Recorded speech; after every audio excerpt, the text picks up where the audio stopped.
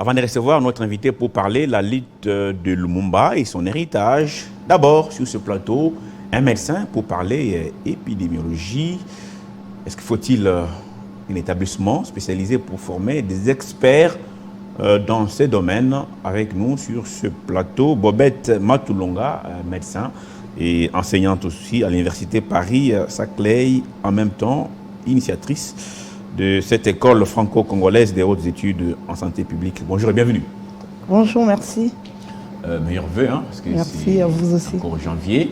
Je suis heureux de vous recevoir sur ce plateau. D'abord, quand on parle, avant d'aborder les sujets, quand on parle épidémie, qu'est-ce que vous, comme médecin, vous voyez en premier? Ça veut dire que c'est une maladie qui se répand et qui prend en même temps, au même moment, plusieurs populations, plusieurs personnes au même moment. Et donc l'épidémiologie, c'est cette science-là qui, au départ, était une science pour étudier les épidémies, mais aujourd'hui, c'est plus large que l'étude simple des épidémies, mais c'est vraiment l'étude de la répartition des différentes maladies dans la population, comment elles évoluent, quels sont les facteurs des risques, ainsi de suite. Actuellement, le Congo fait face à beaucoup d'épidémies ou c'est pas comme par le passé? Ah ben oui, le Congo a toujours été le théâtre des multiples épidémies entre Ebola, chikungunya et plusieurs autres épidémies. Et la Covid-19 ne nous a pas non plus épargnés.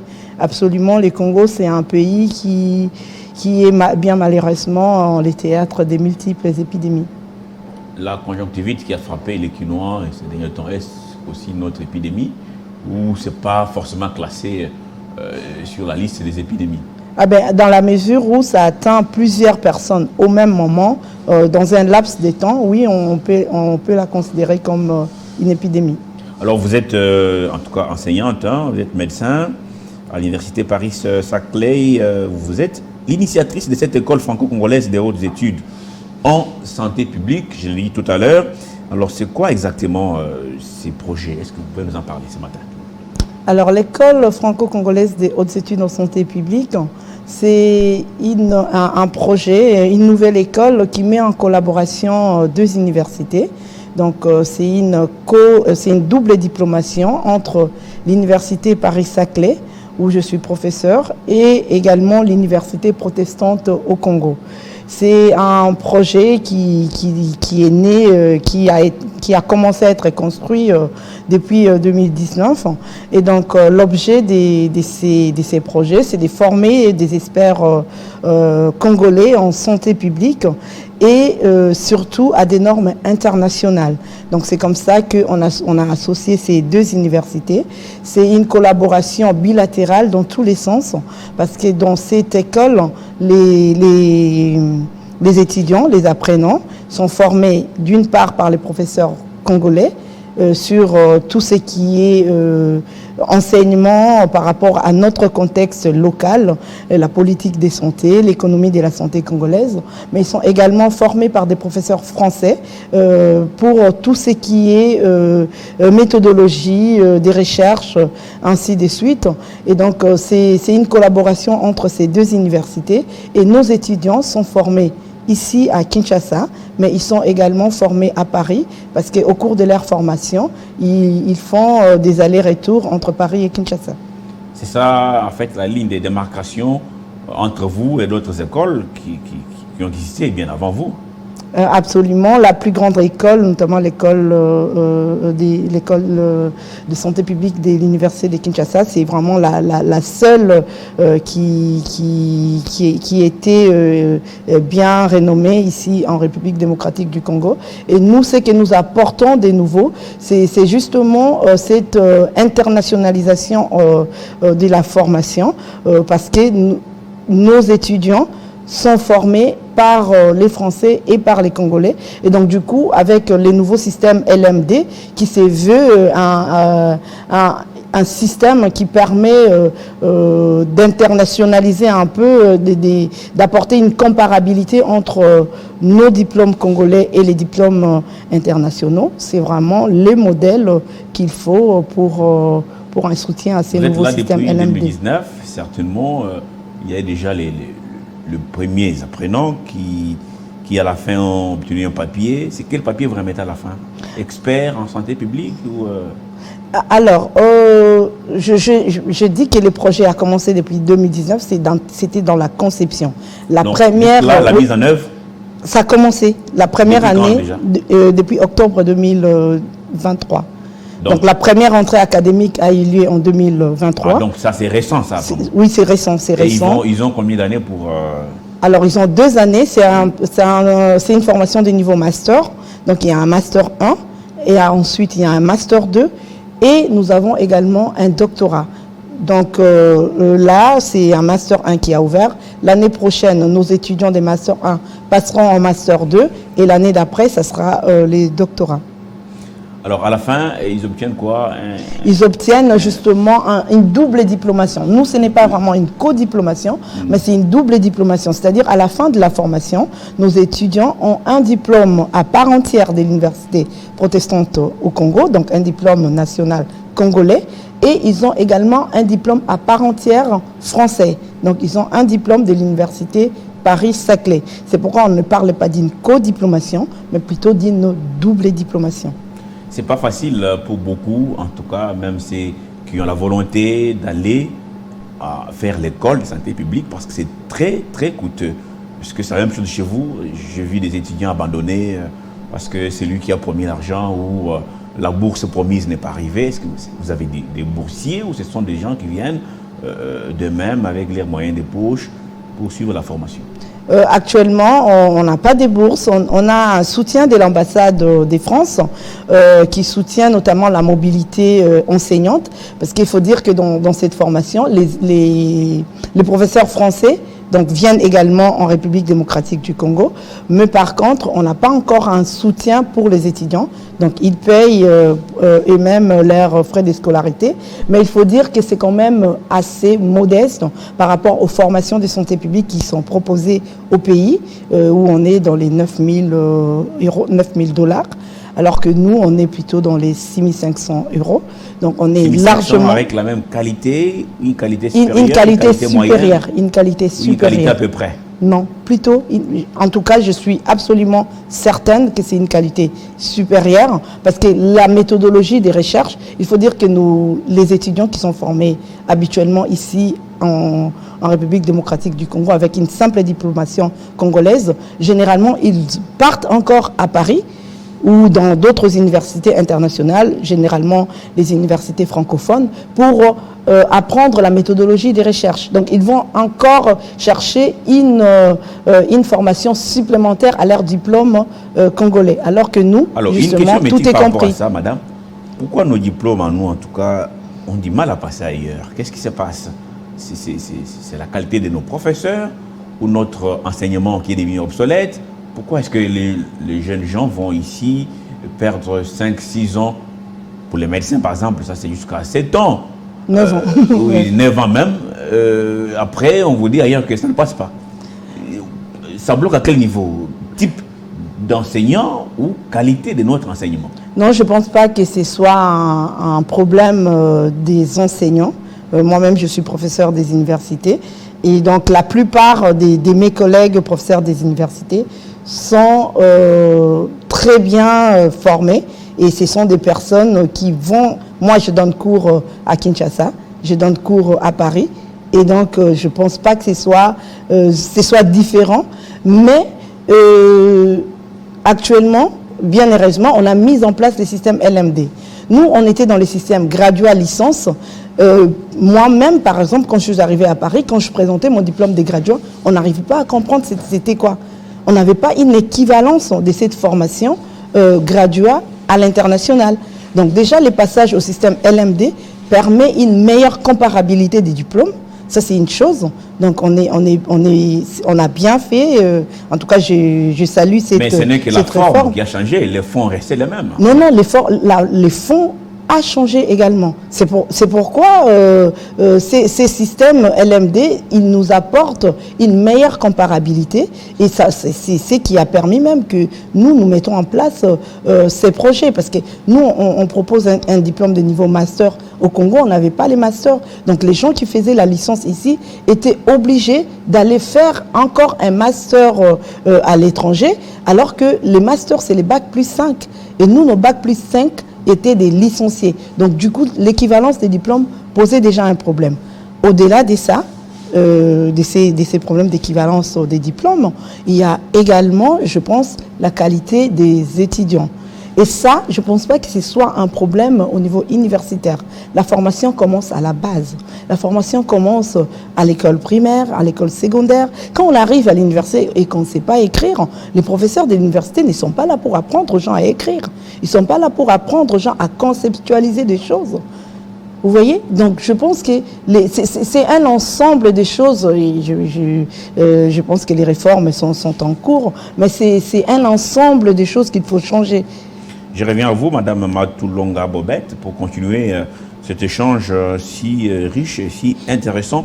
Il est temps pour moi de revenir à Nathan Diamouete pour la dernière livraison de la Minute Info. Nathan, rebonjour. Est-ce que l'actualité a évolué? Vous pouvez déballer pour ceux qui nous suivent au départ. Toujours pas, Crispin Tchibikoufwa. Rebonjour à vous, rebonjour également à tous. C'est l'heure de vous informer une fois de plus sur Télé 50. Et c'est tout de suite, mesdames et messieurs.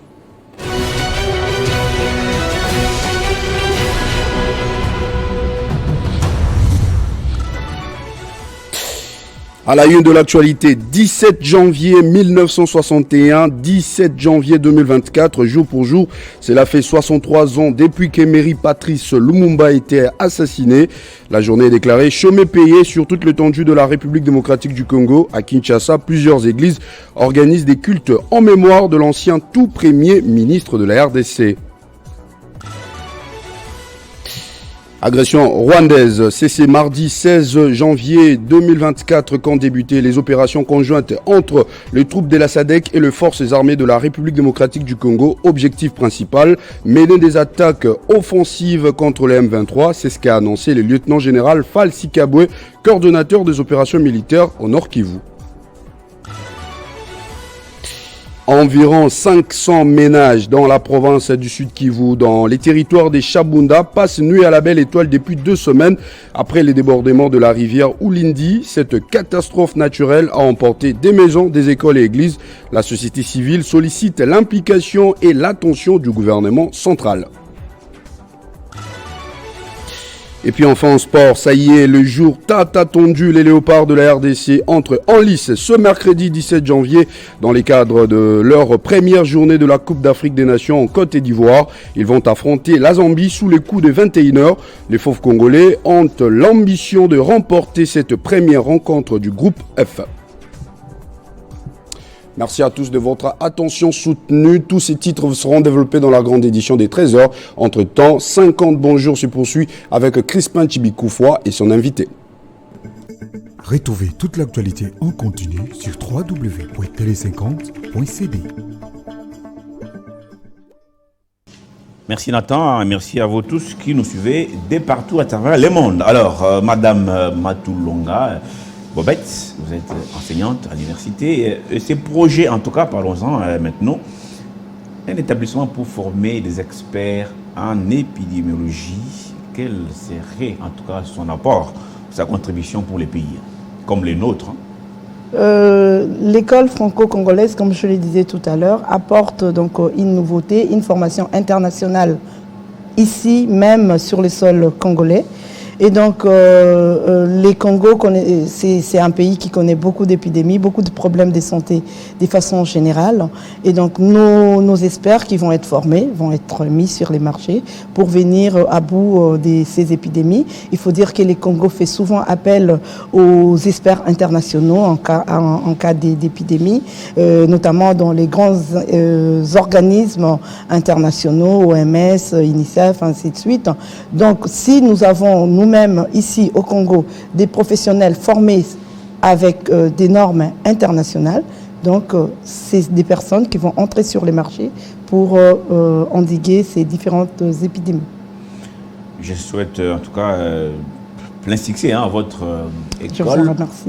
Elle est installée où à Kinshasa? Elle est à l'Université protestante au Congo. C'est une collaboration entre l'Université Paris-Saclay et l'Université protestante donc, au Congo. Donc ici, c'est pas très loin d'ici? Oui, pas très loin d'ici. Oui. Ah d'accord. Donc j'espère que...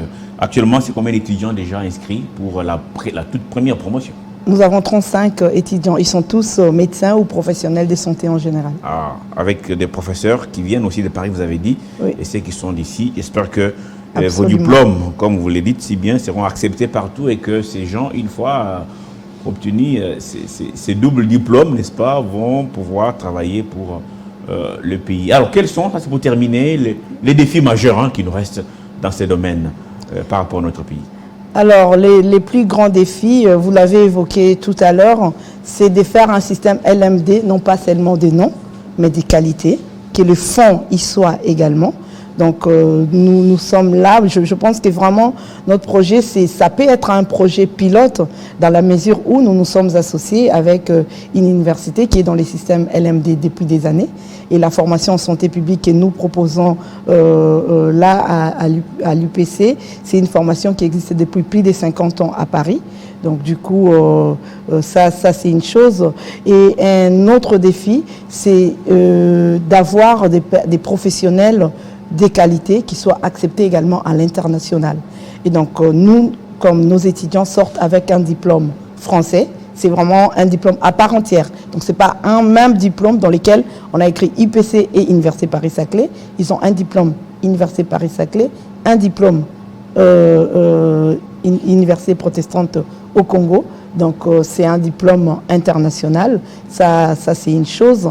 Après, il y a également les défis de l'interculturalisation, je ne sais pas si ça s'est dit, mais vraiment les chocs de culture, au fait, entre la République démocratique du Congo et la France. Nous n'avons pas la même culture et nous avons mis en place une formation qui met ensemble les intervenants des deux universités, des deux cultures, et j'espère que tout se passera bien.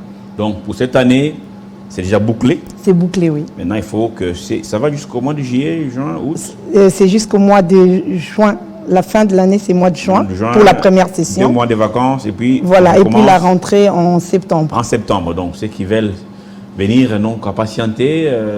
Les inscriptions commencent bien beaucoup tôt. Donc, les inscriptions... Il faut seulement être médecin, c'est ça? Il faut être médecin ou professionnel de santé. Là, par exemple, on a des médecins, on a des pharmaciens, on a des laborantins, des infirmiers qui ont au moins un niveau Bac plus 5. Donc, une licence, l'ancienne licence en sciences infirmières. Et les inscriptions commencent là, les 15 mars au 15 avril. Les inscriptions vont ouvrir. Les candidats déposeront un CV sur notre site et toutes les lettres des recommandations, toutes les informations sont sur notre site du Centre franco-congolais des hautes études en santé publique. Il suffit de les taper sur Google. Vous avez toutes les informations. Et comme l'année dernière, on a eu beaucoup de candidats, mais très peu de places. Donc, ils passent par un concours pour une sélection plus objective. Donc, on n'est pas pris automatiquement, non, il faut un concours. Il y a un concours. Très bien, très bien. Je vois pourquoi il n'y a que 35 étudiants pour la première promotion. Absolument. Merci et merci beaucoup à vous, professeur Matulonga Bobette. Vous êtes médecin, vous enseignez à l'université Paris-Saclay. En même temps, vous êtes initiatrice de cette école franco-congolaise des hautes études en santé publique. Et peut-être vous reviendrez encore pour moi qui vous dire remercie. si qui était là, chacun a bien travaillé. Les 35, Absolument. donc c'est pas trop, c'est bien pour assimiler, franchement, absolument, les cours. Merci à vous. Merci. Je reçois tout de suite un politique pour parler politique.